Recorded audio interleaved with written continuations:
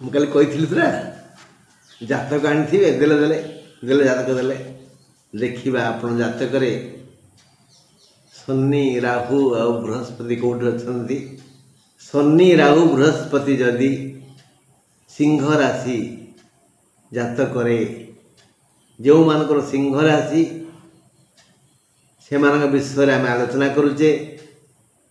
August 17ରୁ September 17 ଯାଏ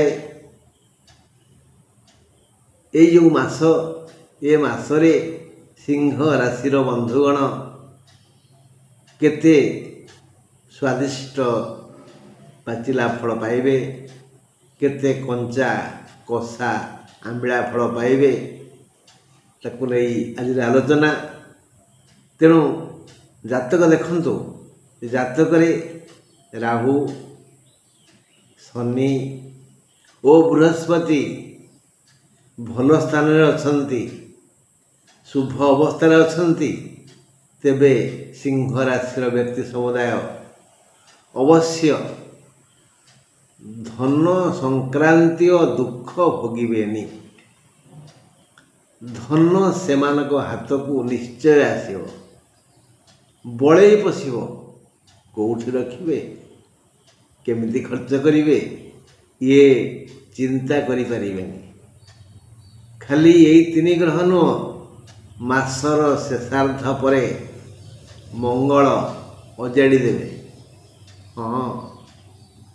ତେଣୁ ଜାତକର ଗ୍ରହ ସ୍ଥିତି ଅନୁସାରେ ଭିନ୍ନ ଭିନ୍ନ ବ୍ୟକ୍ତିଙ୍କର ଭିନ୍ନ ଭିନ୍ନ ଆର୍ଥିକ ସହଯୋଗ ଆସିବ।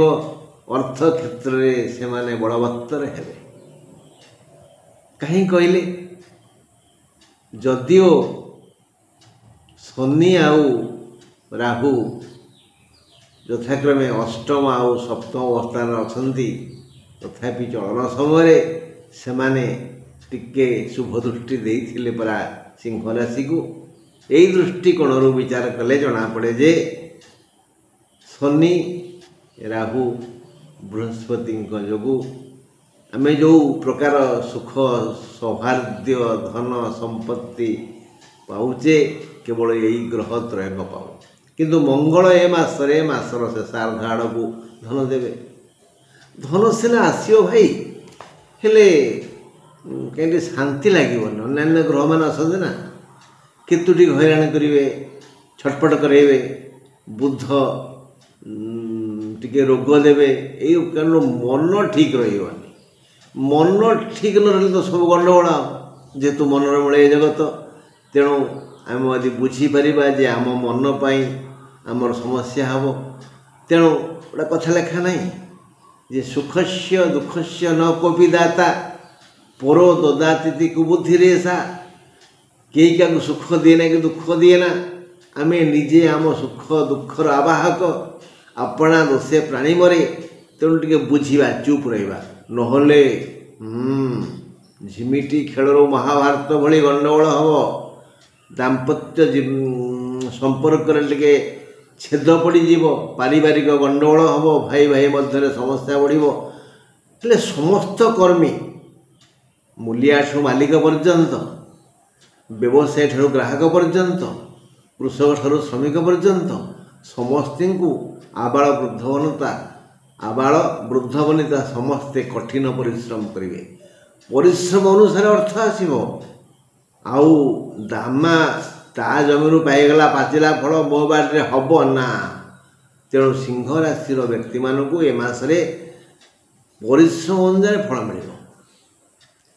ସମସ୍ତେ ସୁଖ ପାଇବେ। ହେଲେ ମଝିରେ ମଝିରେ ଟିକେ ଦୁଃଖ ଆସିବ, ଦେହ ମୁଣ୍ଡ ଖରାପ ହେବ। ଦେଖିବା କ'ଣ କହିଲେ ଠାକୁରେ। କୃଷକ, ଶିକ୍ଷକ, ବଣିକ, ଚିକିତ୍ସକମାନଙ୍କୁ ଏ ମାସରେ ଅଧିକ ପରିଶ୍ରମ କରିବାକୁ ପଡ଼ିବ। କୃଷକ, ଶିକ୍ଷକ, ବଣିକ ଆଉ ଚିକିତ୍ସକ ଏମାନଙ୍କୁ ଏ ମାସରେ ଅଧିକ ପରିଶ୍ରମ କରିବାକୁ ପଡ଼ିବ। ଆଚ୍ଛା, ପରିଶ୍ରମ ଅନୁଯାୟୀ ଧନ ବୃଦ୍ଧି ହେବ, ଅଭାବ ଆଦୌ ରହିବ ନାହିଁ। ମାସ ସାରା ଶନି ରାହୁ ବୃହସ୍ପତି ଧନ ଦେବେ।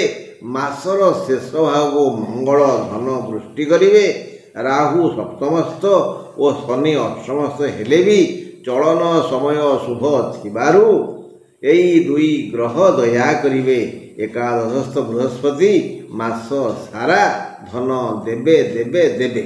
ଏହି ନ୍ୟାୟରେ ଯଦି ଏଇ ଗ୍ରହତ୍ରୟ ମାନେ ଶନି ରାହୁ ବୃହସ୍ପତି ଜନ୍ମ ଜାତକରେ ଶୁଭରେ ଥିବେ ତାହେଲେ ଭଲ ଭଲ ଭଲ।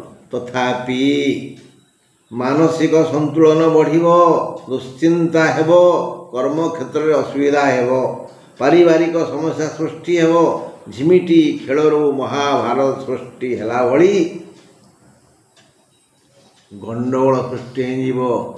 ମାପି ଚୁପି କଥାବାର୍ତ୍ତା କରନ୍ତୁ, ହାତେ ମାପି ଚାଖେଣ୍ଡ ଚାଲନ୍ତୁ। ଯିଏ ଯାହା କହିଲା ଢୋ ଏ କାନରେ ପୁରେଇ ସେ କାନରେ ବାହାର କରିଦିଅନ୍ତୁ। ନହେଲେ ଯଦି କଣ୍ଟା ବାଡ଼ରେ ଲୁଗା ପକେଇବେ ତାହେଲେ ତ ଚିରିବ ଆଉ।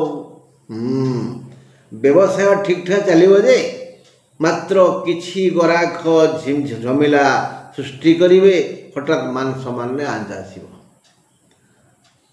ଆଉ କିଛି କୁଆଡ଼େ ନଥିବ, ଆକାଶରେ ମେଘ ନଥିବ, ବର୍ଷା ହବା।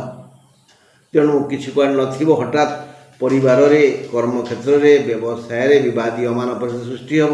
ବିବାଦୀୟମାନ ପରିସ୍ଥିତି ସୃଷ୍ଟି ହେବ। ଏ କ୍ଷେତ୍ରରେ ଯିଏ ଚୁପ୍ ରହିବ ସିଏ ଶାନ୍ତି ପାଇବ। ମହିଳାମାନେ ବାଧ୍ୟ ହେବେ ଘର ସଜାଡ଼ିବା ପାଇଁ। ଚାଲ ମନ୍ଦିର ଯିବା, ଠାକୁରଙ୍କୁ ଡାକିବା, ଅଣ୍ଟାରେ କେତେ ପଇସା ଅଛି ଦେଖ, ଆଲମିରା ଖୋଲ, ଟିକେ ଦାନ ଧର୍ମ କରିବା ଇତ୍ୟାଦି ଇତ୍ୟାଦି। ଶାନ୍ତି ପାଇଁ ସେମାନେ ଟିକେ ମନ୍ଦିର ଯିବେ, ଦାନ ଧର୍ମ କରିବେ। ଏ ମାସରେ ମହିଳାମାନଙ୍କ ପାଇଁ ଆଉ ଛାତ୍ରଛାତ୍ରୀମାନଙ୍କ ପାଇଁ ସେମିତି ଟିକେ ଭଲ ସୁଯୋଗ ନାହିଁ। କେଉଁ ଗ୍ରହ ଟିକେ ଭଲ ଦୃଷ୍ଟି ଦେଖୁନାହାନ୍ତି ଏମାନଙ୍କୁ, ତ ସେ ଟିକେ ଅଶାନ୍ତ ପରିବେଶ ରହିବେ। ଆଚ୍ଛା, ଦେହ ପ୍ରାୟ ଖରାପ ହେବ, ଟିକେ ଅଧିକ ଖରାପ ହେବ ମାସର ମଧ୍ୟ ଭାଗରେ, ମାନେ ଦ୍ୱିତୀୟ ସପ୍ତାହ ତୃତୀୟ ସପ୍ତାହରେ ଦେହ ଟିକେ ଖରାପ ହେବ। ଅନ୍ୟ ଗ୍ରହମାନେ ଯାହା ନା କହିନି କିଛି ପର୍ଯ୍ୟନ୍ତ ରବି ଆଉ କେତୁ ବୁଧ ଶୁକ୍ର ତ ମାନେ ବହୁତ କ୍ଷତି କରିବେ। ତେଣୁ ବିଶେଷ କ୍ଷତି କେଉଁଦିନ ହେବ କହିଲେ, ବୋଇଲେ ମଘାର ଟିକେ ଅଧିକ ଦେହ ଖରାପ ହେବ। 19/8 ଯାଏ ଶୁକ୍ର ମାସରା ରାହୁ ଓ କେତୁ ଶାରୀରିକ ସମସ୍ୟା ସୃଷ୍ଟି କରିବେ। ତଥାପି ଅଗଷ୍ଟ 21, 22, 31 ଟିକେ ହୁସିଆର ରହିବା। ଅଗଷ୍ଟ 21, 22, 31 ହୁସିଆର ରହିବା। ଦେହ ଖରାପ ହେଲେ ତାକୁ ତୁରନ୍ତ ଚିକିତ୍ସା କରିବା, ନହେଲେ ରୋଗ ବଢ଼ିଯିବ। ସେପ୍ଟେମ୍ବର 1, 9, 10 ସେପ୍ଟେମ୍ବର 1, 9, 10 1 ତାରିଖ 9, 10 ତାରିଖ ଦେହ ଖରାପ ହେବ। ଏଇ 6 ତାରିଖ ହୁସିଆର ରହିଯିବା। ଆଜି ବନ୍ଧୁ ଏତିକି। ଆଉ ସମୟ ସୁବିଧା ହେଲେ ଆସନ୍ତାକାଲି ପୁଣି ଆପଣଙ୍କୁ ଭେଟିବି ମୁଁ। ରହିଲି, ନମସ୍କାର।